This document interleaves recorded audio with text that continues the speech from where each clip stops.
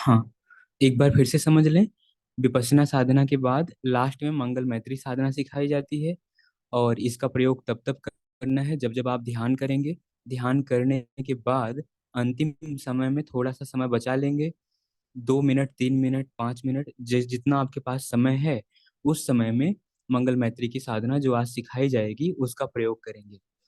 ये साधना जब इसका प्रयोग करेंगे, यह आपके ऊपर ध्यान के इफेक्ट को बढ़ा देगी। खूब फायदा होगा इससे। तो अभी तक जिस तरह से भी आपने ध्यान किया उसको एक बार पीछे से वापस कवर कर लेते हैं। बस ओवरव्यू लेते हैं, मन में बैठ जाएगा।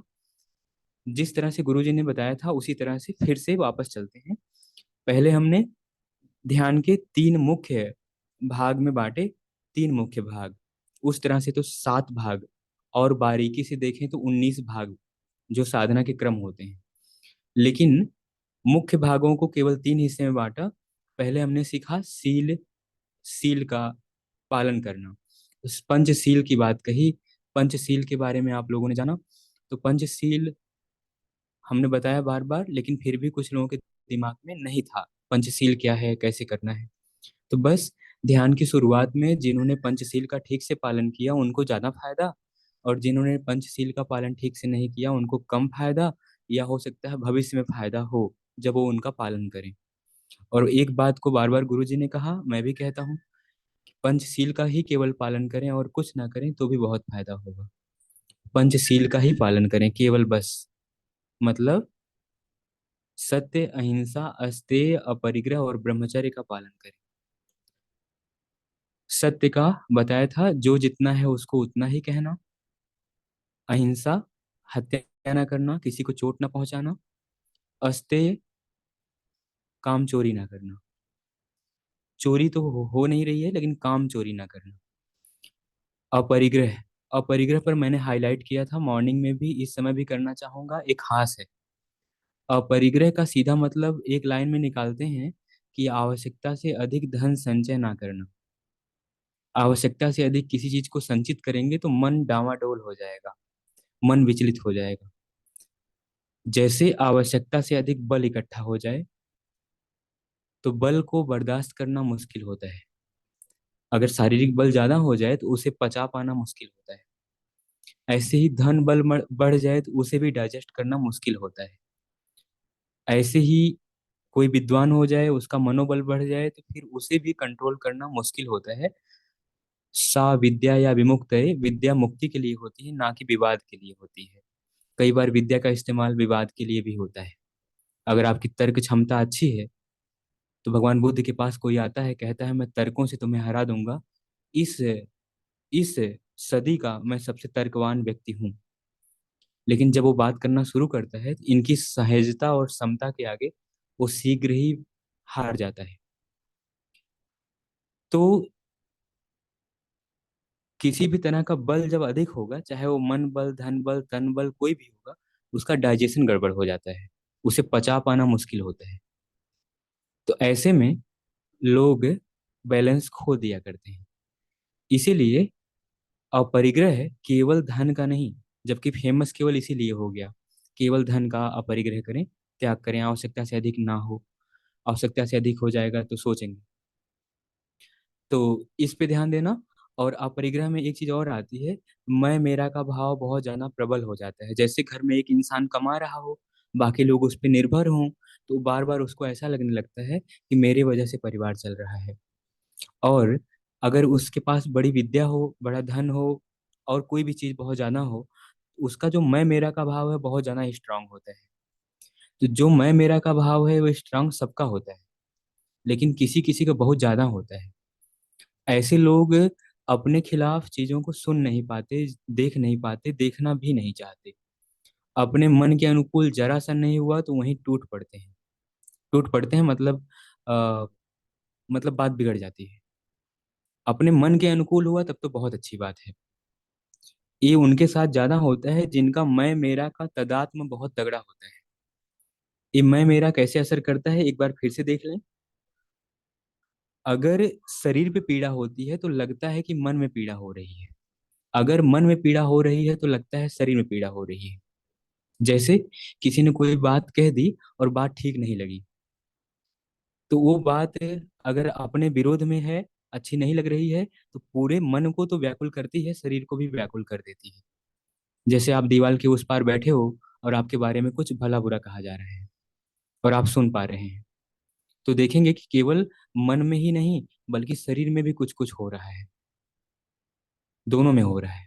और अगर हमें चोट लग जाती है, कहीं चोट लग जाती है, तो लगता है ये तो आत्मा में चोट लग गई, बहुत गहरी चोट लग गई। कभी कभी लगता है या बुखार वगैरह हो जाए, नाक बहे, सर्दी हो जाए, तो उस चीज को हम बहुत हाईलाइट कर लेते हैं कि बहुत बड़ा दुख, बहुत बड़ा दुख, मन परेशान है। शरीर के दुख को मन तक ले जाना और मन के दुख को शरीर तक ले जाना, ये मैं मेरा का प्रबल तादाद में जो जुड़ाव है, ये जिनमें ज्यादा होता है वो ज्यादा परेशान होते हैं, जिनमें कम होता है वो आराम से त्याग की भावना से झेल जाते हैं चीजों को। और जिनमें जिनमें आप कह सकते हैं कि एरोगेंस है ज्यादा, वो ज्यादा झेलते हैं और ज्यादा परेशान होते हैं। जैसे कबीरदास जी महाराज की एक दोहा है, मधुर वचन है औषधि, कटुक वचन है तीर, श्रवण द्वार हवे संचरे, सालय सकल शरीर। अगर मीठी बात कोई बोलता है तो वो बात कान में जाती है, अंदर गई मन में, मन पूरा पुलकित हुआ, लेकिन साथ ही साथ शरीर पे भी देखिए अलग अलग संवेदनाएं होती हैं। और उसी जगह पर कोई कटुक वचन बोल दे तो कटुक वचन है तीर, पूरा अंदर तक बेध देता है, जैसे लगता है कि बड़ी पीड़ा हो रही है। मन भी व्याकुल, शरीर भी व्याकुल, दोनों एक साथ होता है। ये दोनों का जो जुड़ाव एक साथ है, ये उनके साथ ज्यादा होता है जिनका मैं मेरा ज्यादा होता है। लेकिन मोटा मोटा ये लगता है कि अगर कोई व्यक्ति, अपरिग्रह का मतलब यही हम लोग समझते हैं, मोटा मोटा हम भी पहले समझते थे कि आवश्यकता से अधिक चीजों का संचय करेंगे तो अपरिग्रह नहीं हो पाएगा, परिग्रह हो जाएगा। जबकि करना अपरिग्रह है। त्याग की भावना से हल्कापन आता है, भोग की भावना से भारीपन आता है, ध्यान के लिए हल्कापन जरूरी है। तो यहाँ पर जब जिनको जरा सा पीड़ा होती है, जिनका अपरिग्रह का पालन ठीक नहीं है, उनके साथ क्या होता है, जैसे पीड़ा हुई, अरे नहीं ठीक नहीं, ये बहुत कठिन है, पीड़ा बहुत हो रही है, मुझसे नहीं हो पा रहा है, ऐसे होने लगता है।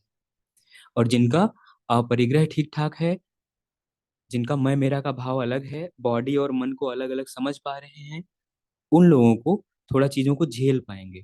उनको मालूम है कि 1 घंटे बैठेंगे, आज तक कभी ऐसा हुआ नहीं कि पैर टूट गया हो, कुछ हो गया हो, झंझनाहट होने के बाद फिर सही तो हो ही जाता है।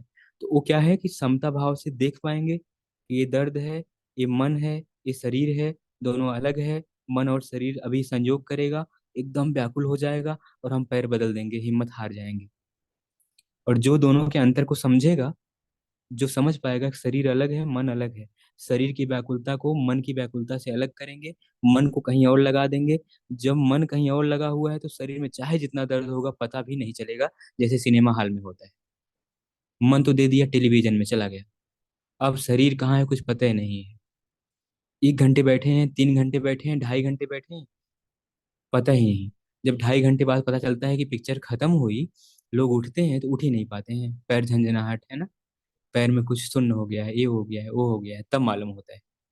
इसका मतलब मन को अगर ध्यान में डुबा दिया जाए तो शरीर की पीड़ा मालूम नहीं होगी। लेकिन हम लोग डुबाते नहीं हैं, अलग कर ही नहीं पाते हैं, मन और शरीर अलग कर ही नहीं पाते हैं। यही जो जुड़ाव है, इसी को इसीलिए अपरिग्रह है। हाँ, बाकी तो ऊपर ऊपर लेवल पर है कि आवश्यकता से अधिक बल हो जाएगा तो दिक्कत, धन हो जाएगा तो दिक्कत, उससे संभाल पाना, अच्छे डाइजेशन की जरूरत पड़ती है, जो कि आजकल बहुत कम पाया जाता है। अच्छा डाइजेशन, अच्छा पाचन कम पाया जाता है। इस समय मानसिक कब्ज का जमाना है, पेट में कब्ज और दिमाग में कब्ज, इसका जमाना है। तो जैन संतों का एक संदर्भ है कि वो भोजन बहुत कम लेते हैं, केवल इसलिए कि शरीर का बल अगर बहुत ज्यादा बढ़ेगा, शरीर का बल बढ़ेगा तो उन्माद बढ़ेगा, तो खुद को संभाल पाना मुश्किल होने लगेगा, साधना में लगा पाना मुश्किल होने लगेगा। और बल अगर बढ़ेगा तो और दिशाओं में भटकेगा, है ना। इसलिए भोजन को त्याग करते करते कम कर देते हैं।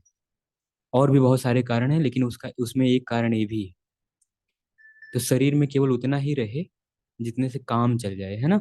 अब हम लोग गृहस्थ हैं, हम लोगों की जरूरत है कि थोड़ा हमारे पास बल और अधिक रहे, ताकि हम उस बल से और सारा काम कर पाएं, क्योंकि काम ही तो करना है गृहस्थ को।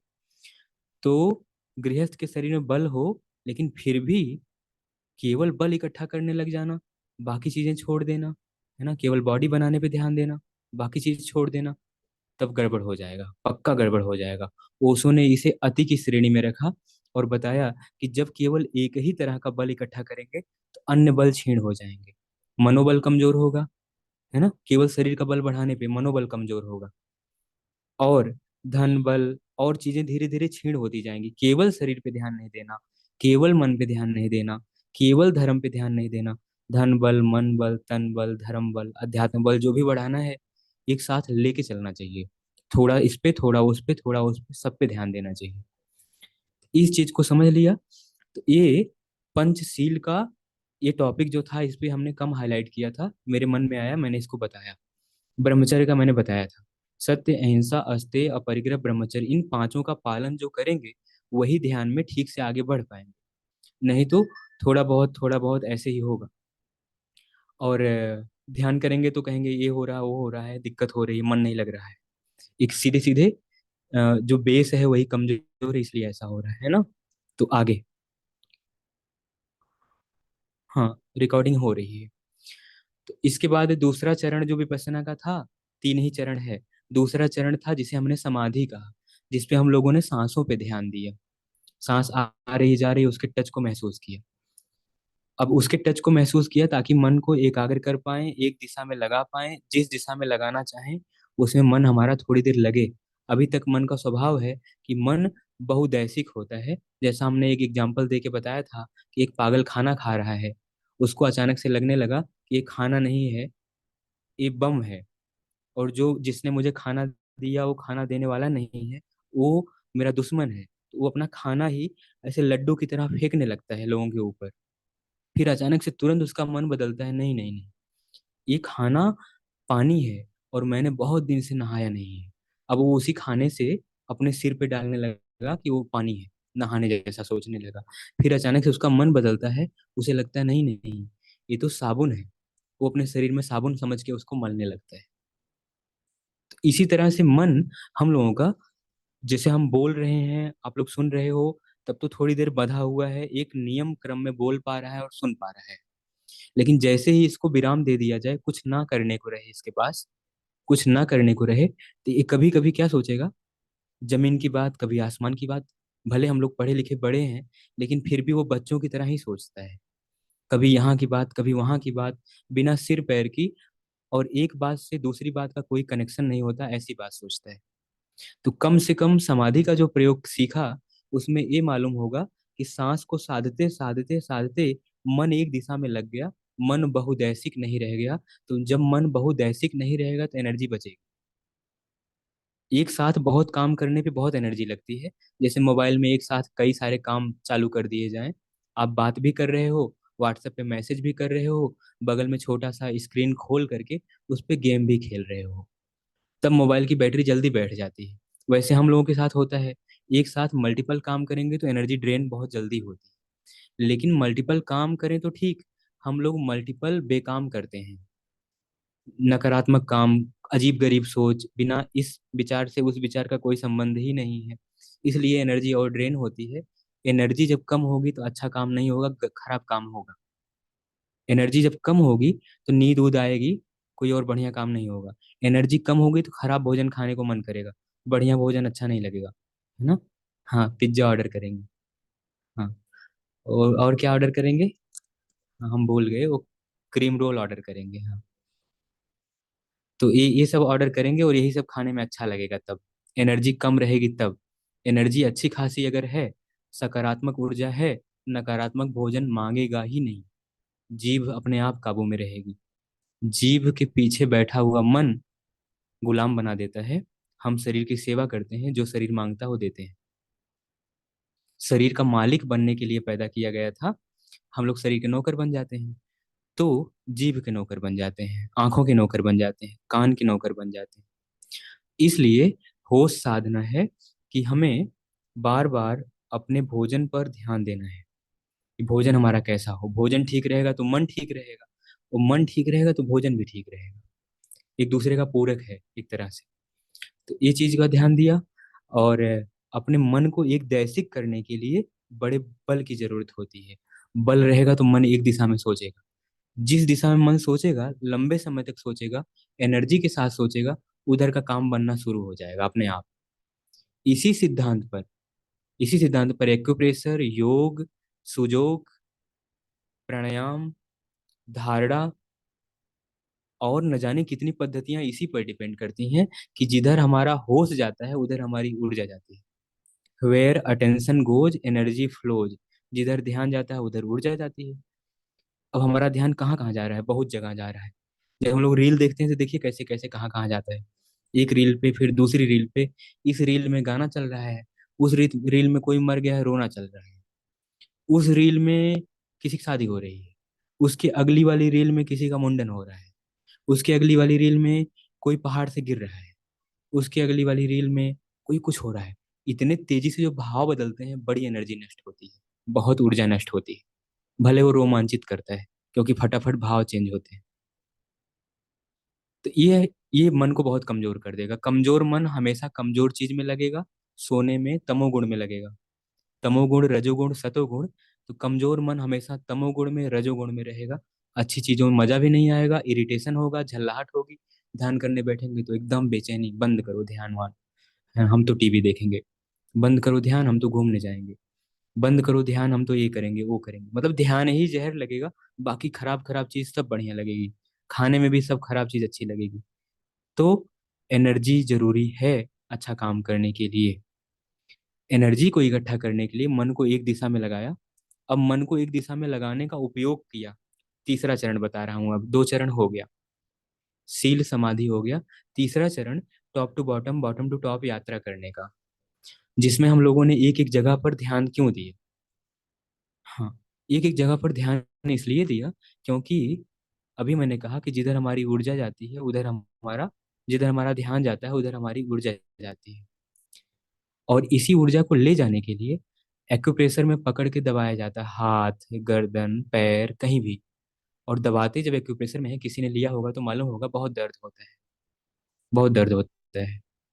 Recce, NLP, hypnosis, public speaking, कोई भी चीज है तो बस केवल अटेंशन का खेल है।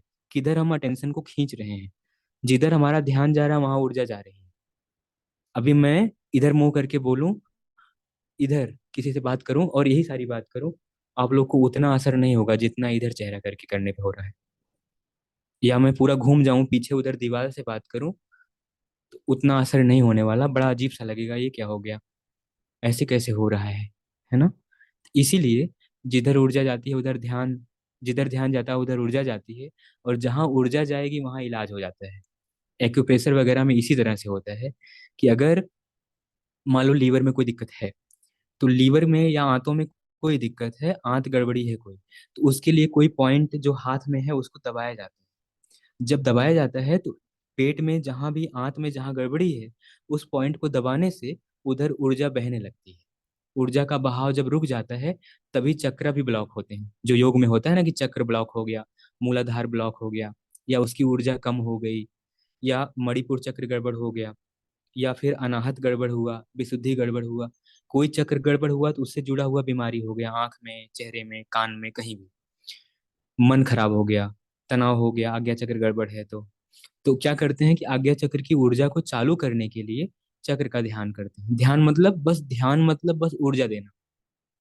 ध्यान मतलब ये नहीं कि आंख चढ़ाना, कुछ और करना, कुछ और करना, टेक्निकल नहीं, बस अपना ध्यान जिधर देंगे उधर ऊर्जा जाएगी। जैसे लोग कहते हैं, क्या बात है आपकी फसल खराब हो रही है, थोड़ा खेत उत पे ध्यान दीजिए। तो लोग ध्यान देने में क्या करते हैं, जाके खेत में बैठ के ध्यान देते हैं आंख बंद करके? नहीं, जाके मेड़ पे टहलते हैं, खेतों में देखते हैं। लगता है कि घास ज्यादा हो गई है, घास खत्म करते हैं। लगता है पानी कम है तो पानी देते हैं, खाद कम है तो खाद देते हैं। जो उसकी जरूरत है उसको पूरा करते हैं। तो हमारे भीतर तो खाद पानी देना नहीं, वो तो हम लोग भोजन के थ्रू ले रहे हैं। लेकिन जो चीजें ऐसी हैं जिनको बिगड़ा हुआ लग रहा है कि यहाँ ध्यान की जरूरत है, तो खाली टाइम में बैठ के अपने माथे पे ध्यान देते हैं।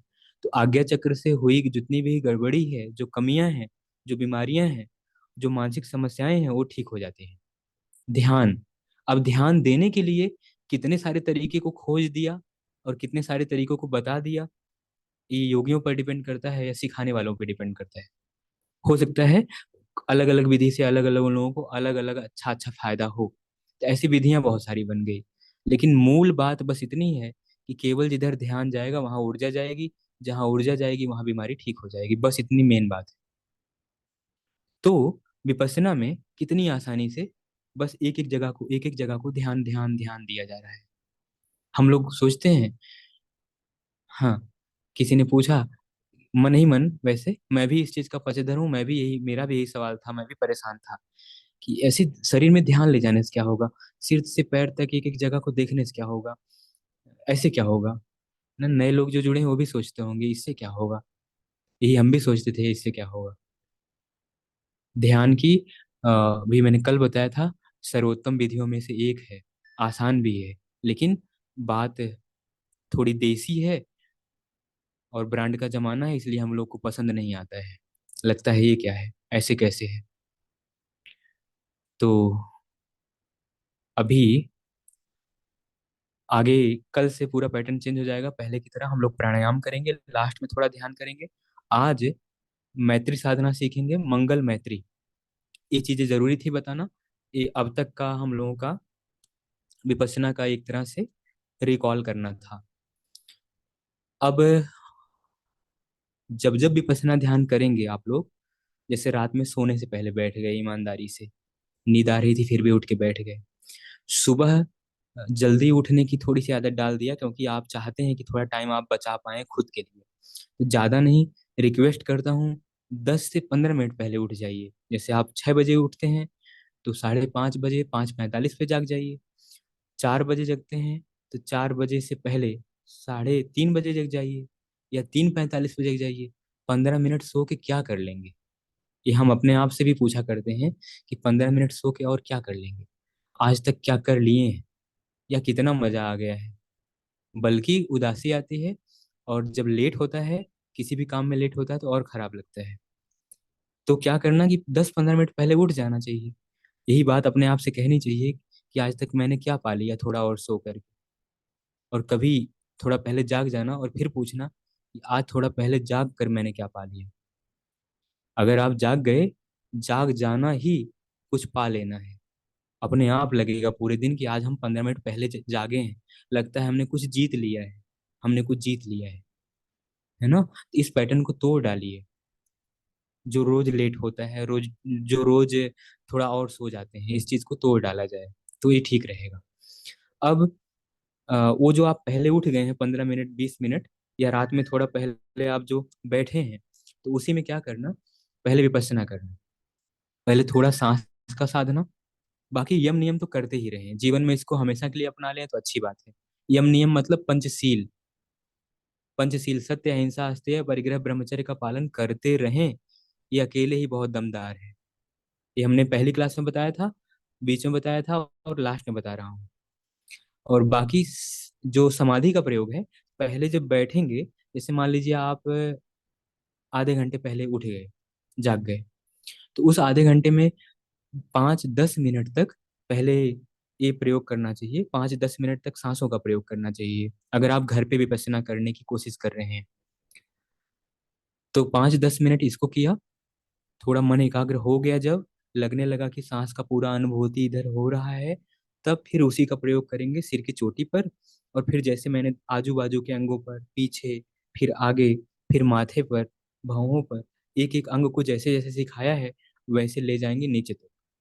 और ईमानदारी, अक्सर बेईमानी हो जाती है, अस्तेय हो जाता है, सील तोड़ दिया जाता है। क्या, ऊपर से नीचे तो बड़े प्यार से गए, अब नीचे से ऊपर उठने में ये लग रहा है टाइम हो गया होगा, अब प्यास लगी है, अब जल्दी जाना है, रुको, भगा के कर लेते हैं। तो हम लोग पैर से कूदते हुए, छलांग मारते हुए, कमर उमर पार करते हुए सीधे गले गर्दन और चेहरे पे आ जाते हैं। ये भी होता है, ये नहीं करना है। जिस ईमानदारी से नीचे गए हैं, उतनी ही ईमानदारी और धैर्य से ऊपर आना है। ये धैर्य जीवन में भी काम आएगा। अगर साधना में धैर्य ला पा रहे हैं तो जीवन में स्वतः आने लगेगा। साधना कठिन होती है, जीवन आसान होता है, और विपश्यना साधना तो बहुत कठिन लगती है। तो जो साधना में धैर्य ला पा रहा है वो होश में धैर्य ला पाएगा, नहीं तो बात बिगड़ जाया करेगी। तो नीचे से ऊपर तक, फिर ऊपर से नीचे तक, फिर नीचे से ऊपर तक, 3 4 5 बार जितना हो जाए। और किसी का सवाल था कि एक बार ऊपर से नीचे जाने में और नीचे से ऊपर आने में कितना टाइम लगना चाहिए। ये डिपेंड करता है आपके भोजन पर, आपके मन पर, आपके मन की शांति पर, आप कितना प्योरीफाई महसूस कर पा रहे हो खुद को। अगर आप जाना हल्का महसूस कर रहे हो, अच्छा लग रहा है, भोजन भी अच्छा खाया है, तो ये बहुत तेजी से होने लगता है। टॉप टू बॉटम एक एक जगह बड़ी जल्दी जल्दी फील होने लगती है। और अगर आपने कुछ गड़बड़ किया है, तब लगेगा कुछ पता ही नहीं चल रहा है, कहाँ संवेदना कहाँ कुछ, केवल दुख रहा है। दुखना भी संवेदना है, परेशान मत होना। जलन भी संवेदना है, परेशान मत होना। अपने ही कर्मों का परिणाम है, उसको बस साफ साफ देखना है। केवल बहुत बढ़िया बढ़िया संवेदना हो इसके चक्कर में मत पड़ जाइए। जो अंदर है वही तो बाहर आएगा। तो जो आ रहा है बस उसको देख के आगे बढ़ते जाना है, धैर्य रखना है। एक समय ऐसा भी आएगा जब धारा प्रवाह संवेदनाएं महसूस होने लगेंगी आपकी प्रैक्टिस के दौरान। और एक चीज, कभी कभी बहुत अच्छा अपने आप होने लगेगा। आप ऐसे बैठे और आपको खुद याद आएगा, ये देखिए सर ने कहा भी था, और आज तो सचमुच बहुत बढ़िया से हो रहा है अपने आप, और हर जगह पे मालूम हो रही संवेदना। और कभी कभी लगेगा आज नहीं मालूम हो रहा है। तो धैर्य रखना है, top to bottom, bottom to top चलना है। तो एक एक अंग की संवेदना महसूस होने लगेगी, और उसी से जुड़ी हुई बीमारियां भी नष्ट होंगी, मन भी शांत होगा, फायदा होगा। तो ये हो गया साधना का प्रोसेस। लास्ट में जब आप साधना कर लेंगे तो उठ के भागना मत तुरंत। ये लास्ट में 2 मिनट 3 मिनट अपनी साधना के परिणाम को और बढ़ाने के लिए मंगल मैत्री करेंगे। मंगल मैत्री कैसे करेंगे? ये, ये एक वीडियो के थ्रू है, एक बहुत प्यारा सा संगीत है। गुरु जी भी वही बात कहते हैं, वही बात संगीत में है, बड़ी प्यारी लगती है। तो वो संगीत सुनते हुए कर लेंगे अपने से। अपने से भी जब याद हो जाएगा तो कर लेंगे। लेकिन जब भी मंगल मैत्री करेंगे तो शरीर में पीड़ा नहीं होनी चाहिए, मन में वेदना नहीं होनी चाहिए, और उठ के भागने का भाव नहीं होना चाहिए कि अब तो साधना खत्म, अब उठ के भागे बाद में कर लेंगे। ऐसा नहीं हो पाएगा। जो आपने साधना किया है, जो उससे शांति अपने भीतर आई है, जो अपने भीतर असर पड़ा है, उस असर को वाइब्रेशन के थ्रू लोगों में प्रेषित किया जाना मंगल मैत्री है। लोगों में किसमें? सभी जीव, सजीव, निर्जीव, जिनका शरीर है या जो बिना शरीर के हैं, है ना? सभी कीटाणु, विषाणु, जानवर, इंसान, पड़ोसी, है ना? हाँ, पड़ोसी या कोई भी हो, सबके लिए करना है और बराबर करना है। पड़ोसी के लिए थोड़ा कम, है ना? अपनों के लिए थोड़ा ज्यादा, ऐसा नहीं करना है। अंतर नहीं करना है। सबके लिए बराबर मंगल मैत्री करनी है। और सबके लिए करते करते खुद के लिए होने लग जाएगी, है ना? खुद के लिए असर होने लग जाएगा। और आपने ध्यान किया है, आपके ध्यान का असर बहुत बढ़ जाएगा। आखिर किसी ने ये क्यों कहा होगा, सर्वे भवन्तु सुखिनः, सर्वे सन्तु निरामया, सर्वे भद्राणि पश्यन्तु, माँ कश्चित् दुख भाग भवे। है ना? सर्वे की जगह पे खुद कहता, है ना? हाँ, अहम अपने आप को कहता कि मैं ही सुखी हूँ, मैं ही निरोग हूँ, अपने अपने बारे में। ऐसा नहीं कहा। तो सर्वे की भावना में सब में हम भी आते हैं। जब कहा जाता है सभी सुखी हों, सभी निरोग हों, सभी में हम लोग भी आते हैं। तो जब सबके लिए होना करेंगे तो बहुत तेजी से मल्टीप्लाई होके बहुत ज्यादा मात्रा में अपना ही भला होगा। लोगों के भले में आपका भला छुपा हुआ है। तो ऐसे में मंगल मैत्री लास्ट में 2 मिनट 3 मिनट 5 मिनट जितना आपके पास टाइम है अच्छे से करना चाहिए। तो अभी हम लोग प्रयोग करना शुरू करेंगे। थोड़ा सा सांस पे ध्यान, फिर थोड़ा सा एक बार बॉडी को 1 2 राउंड लगाएंगे। उसके बाद मंगल मैत्री का अभ्यास करेंगे, ठीक है? चलिए तैयार हो जाइए।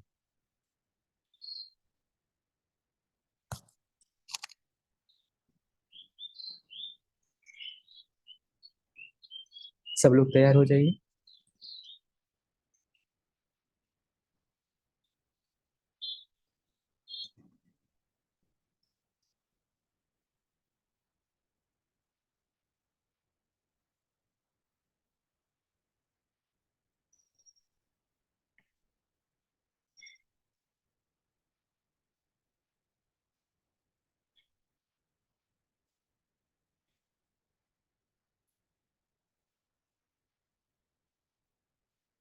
हर बार जब बैठेंगे तो यही बात अपने आप से कहना, शांत चित्त से, सरल चित्त से, शांत मन से, सहज मन से, खूब खुश होकर के, खूब समता भाव से साधना शुरू करें। अपने शरीर और मन की व्यथा को छोड़ें, केवल अपना ध्यान अपनी सांस पे लगाएं। हर आती जाती सांस पे ध्यान एकाग्र करें।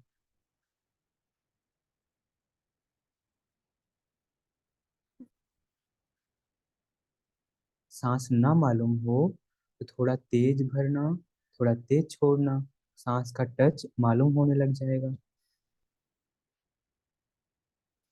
बाकी सब भाव सब विचार छोड़ दें, केवल शुद्ध सांस आए और जाए, बिना विचारों के। न कोई संकल्प उठे न कोई विकल्प उठे, और उठे भी तो उसे दृष्टा भाव से देखना, भोगना मत, उसमें शामिल मत हो जाना। डिटैच रहना, अपनी सांस पे ध्यान देते रहना।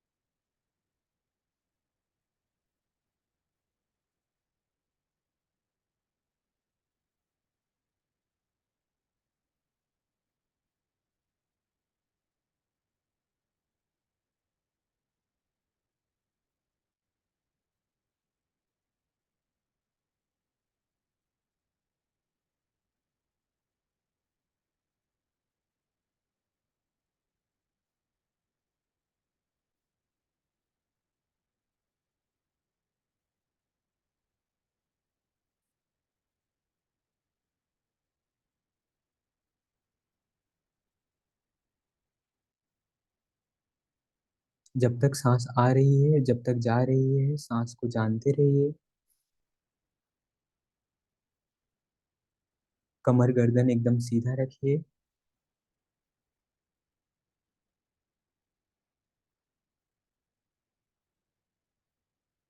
मन भटके दर्द पीड़ा की तरफ, या मन की कोई भावना की तरफ, उधर से वापस ले आना। बस सांस को जानना, जानना ही है।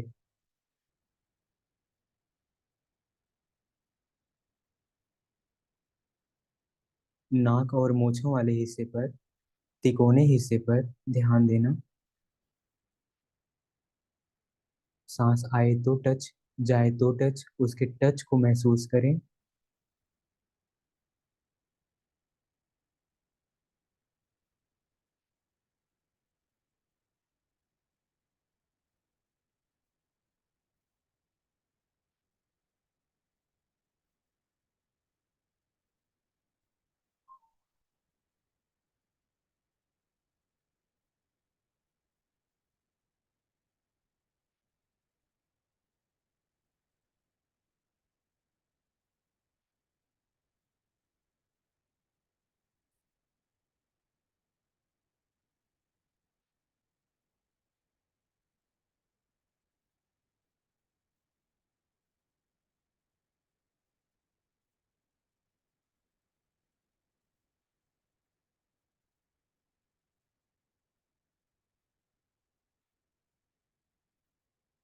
अब अपना पूरा ध्यान अपने सिर की चोटी पर,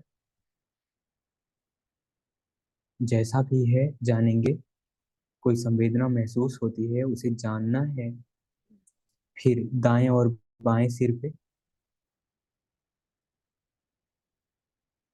जरूरी नहीं कि कंपन हो, धोजन हो, गर्मी हो, पसीना हो, कोई भी संवेदना हो सकती है। ना कुछ हो तो भी उसे जाने। अब फिर पीछे सिर पे ध्यान दीजिए।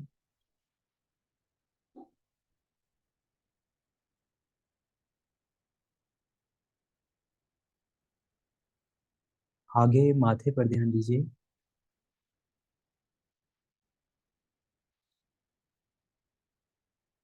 आंखों की बाहों पर,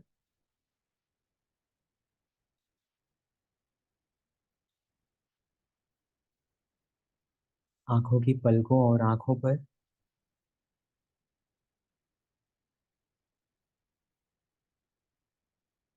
दोनों तरफ गालों पर,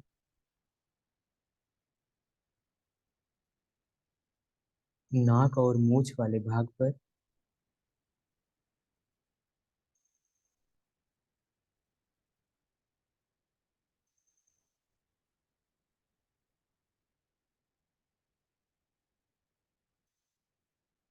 ऊपरी और निचले होठ और ठोड़ी पर,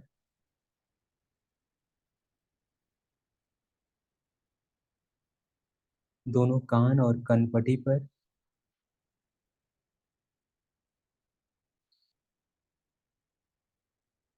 आगे गला, पीछे गर्दन।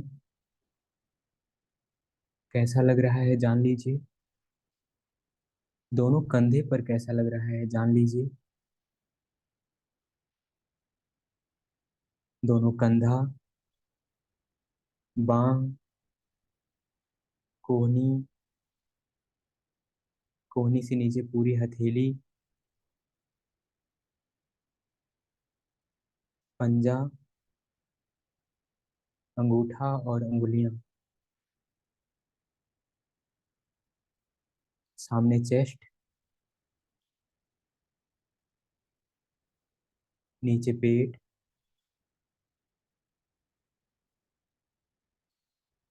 पीछे पीठ, ऊपरी कंधा, नीचे कमर, झंझनाहट, सनसनाहट, सुई चुभने जैसा, हल्का ठंडा जैसा, खिंचाव, तनाव, धड़कन, गर्माहट, पसीजना, कुछ नहीं तो कपड़े का टच, वो भी नहीं तो हवा का, मौसम की गर्मी या ठंडक, कुछ ना कुछ जरूर महसूस होगा। नीचे बटक्स, आगे जेनेटिकल पार्ट,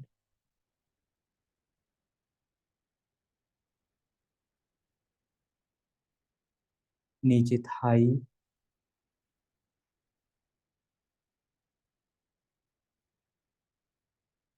दोनों घुटना,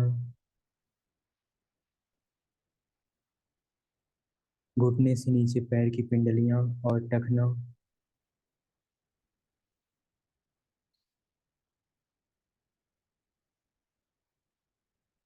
दोनों पैर की एड़ी, तालू, पंजा, अंगुलियां और अंगूठा।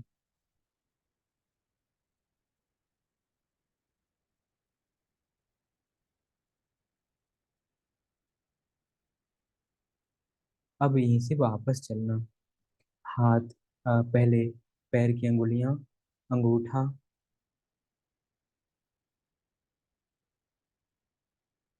पंजा,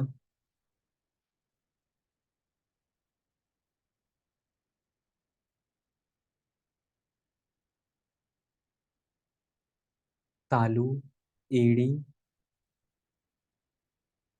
टखना, टखने से ऊपर घुटने तक पूरा पैर, दोनों घुटना, घुटने से ऊपर बटक्स तक पूरी थाई,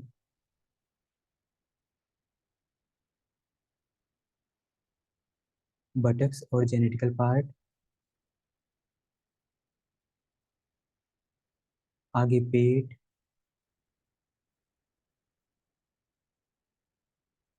पीछे कमर, ऊपर सीना, पीछे पीठ,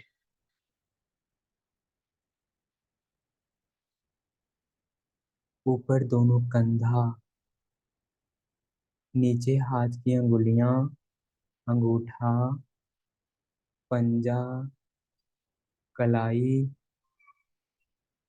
कलाई से ऊपर कोहनी तक पूरे हाथ, कोहनी से ऊपर कंधे तक पूरी बाह, आगे से गला पीछे से गर्दन, सामने से ठोड़ी, दोनों होठ, दोनों तरफ के गाल, कान, नाक और मूंछों का भाग,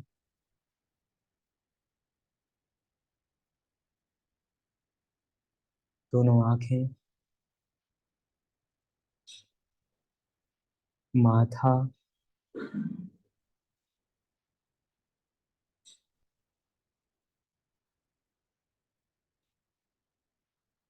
ऊपर सिर, पीछे का हिस्सा पूरा, दाहिने बाएं सिर का भाग और पूरा ऊपर का तालू का हिस्सा, सिर का ऊपरी हिस्सा।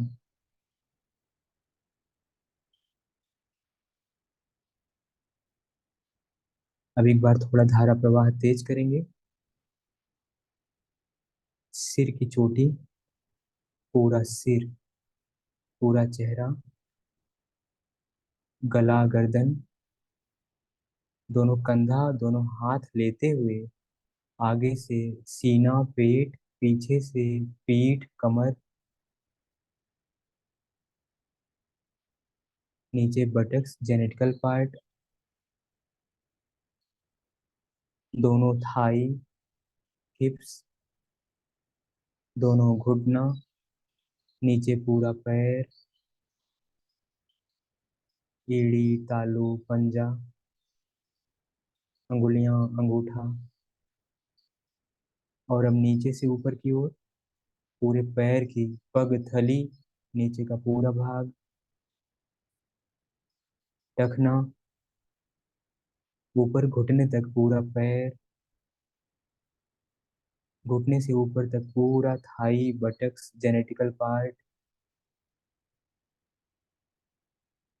अब मध्य कमर से ऊपर पीठ की तरफ पूरी पीठ, पेट से ऊपर सीने तक सामने का पूरा भाग,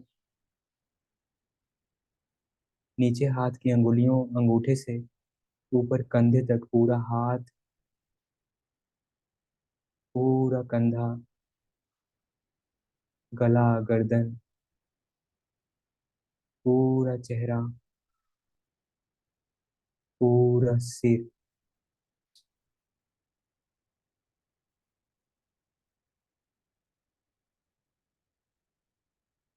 जो संवेदना, जो ऊर्जा, जो शांति मेरे भीतर है, यहीं से अपने हाथों को यूं कर सकते हैं। एक धारणा के लिए ऐसा कर सकते हैं। मेरे भीतर की शांति, सुख, आनंद, मेरे भीतर की समता, जिनका पैर दुख रहा हो पैर धीरे से बदल के बैठ जाना, क्योंकि मंगल मैत्री में शरीर सुखद स्थिति में होना चाहिए। बस आंखें बंद रखें, बड़े भाव से, बड़े प्यार से अपने भीतर की शांति और सुख को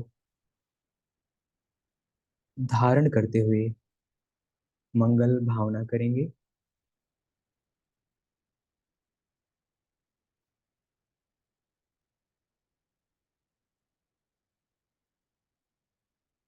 इस संसार के सभी चराचर जीव जगत का भला हो, मंगल हो, कल्याण हो, सबकी स्वस्थ मुक्ति हो, सबका भला हो, सबका भला हो, सबका मंगल हो, सबका कल्याण हो, सभी सुख के भागीदार हो, कोई दुखिया ना हो, सबका भला हो, सबका मंगल हो, सबका कल्याण हो।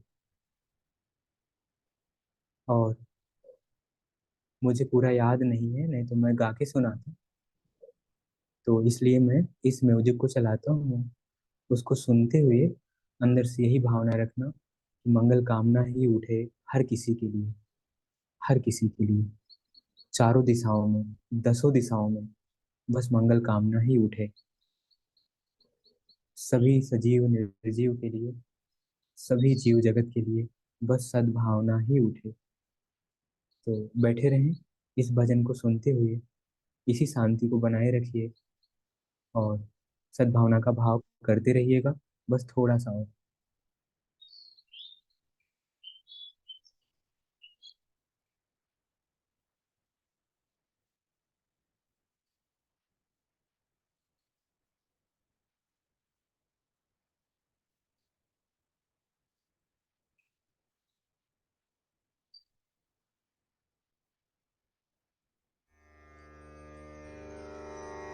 तेरा मंगल, तेरा मंगल, तेरा मंगल होए रे।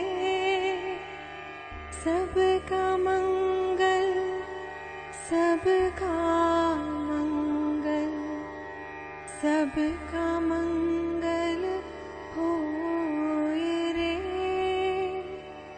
जिस गुरुदेव ने धर्म दिया है, उनका मंगल होए रे। जिस जननी ने जन्म दिया है, उसका मंगल होए रे।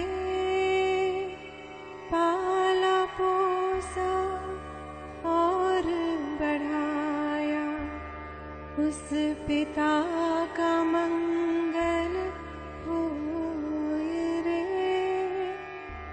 इस जगत के सब दुखियारे प्राणी का मंगल होए रे। जल में, स्थल में और गगन में सबका मंगल होए रे। अंतर मन की गांठें टूटे, अंतर निर्मल होए रे। राग द्वेष और मोह मिट जाए, शील समाधि होए रे। शुद्ध धर्म धरती पर जागे, पाप पराजित होए रे। इस धरती के तरतिन में, कण कण में धर्म समोए रे। शुद्ध धर्म जन जन में जागे, घर घर शांति समोए रे।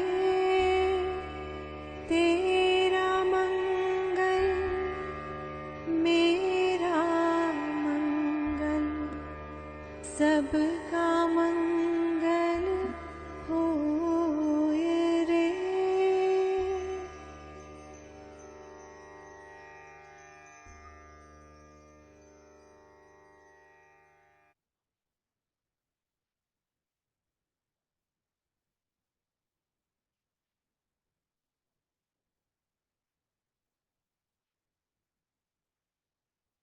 सहज हो जाएं। इस तरह से विपश्यना साधना का 10 दिन पूरा हुआ। हमसे जितना हो पाया, हमने आचार्य माता के कहने पे, उनके उनकी आज्ञा से मैंने ये अभ्यास कराया। हमसे जितना बन पड़ा, आप लोग घर पे रह के जितना कर पाए उतना हमने कोशिश किया।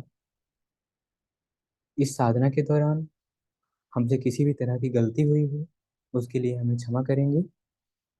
आप सभी से अनुरोध करता हूँ, उसके लिए हमें माफ करेंगे।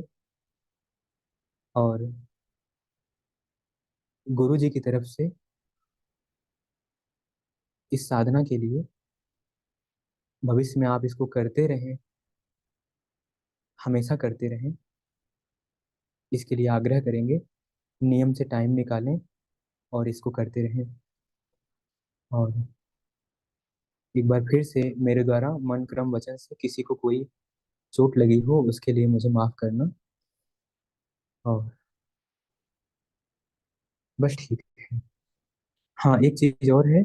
यूट्यूब पर जो लोग हमको नहीं जानते हैं और जिस तरह से कोई भी वीडियो कोई भी कहीं से भी खोल के देखता है, फिर उसको भगा भगा के देखता है, तो इस तरह की बातें हमने अनौपचारिक तरीके से, हमारी शुरुआत ही रही है, तो मैं चीज़ों को अनौपचारिक तरीके से करता हूँ, जिसमें फॉर्मेलिटी नहीं होती है। तो इससे क्या है कि जब कोई नया व्यक्ति मुझे देखता है तो उसको चीज़ें उस तरह से समझ में नहीं आती हैं जैसे आनी चाहिए।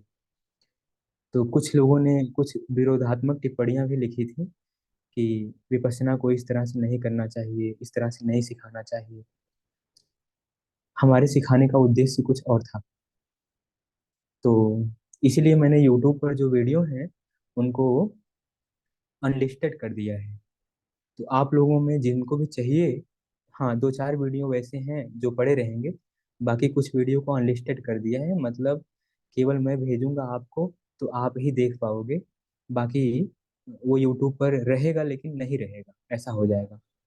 क्योंकि वो अगर सार्वजनिक हो जाता है, कोई भी व्यक्ति देखेगा, वो कहीं से भगा भगा के देखेगा, 1 घंटे टाइम लगा के नहीं देखेगा। तो उसको क्या है कि चीजें खराब लग सकती हैं क्योंकि वो कहीं से भी सुनेगा। इसीलिए वीडियो को मैंने बंद कर दिया है। जिनको देखना है तो वो मुझे बोल देना, मैं उनको भेज दिया करूंगा, है ना। जिनको देखना है फिर कभी भी देखना है। बाकी तीन चार जो नॉर्मल वीडियो हैं जिनको कोई कहीं से भी देख सकता है, जिसमें कुछ हद तक फॉर्मेलिटी है, उसको आप लोग देख सकते हैं, वो हमेशा रहेगा। ठीक है। हाँ। प्रणाम सभी।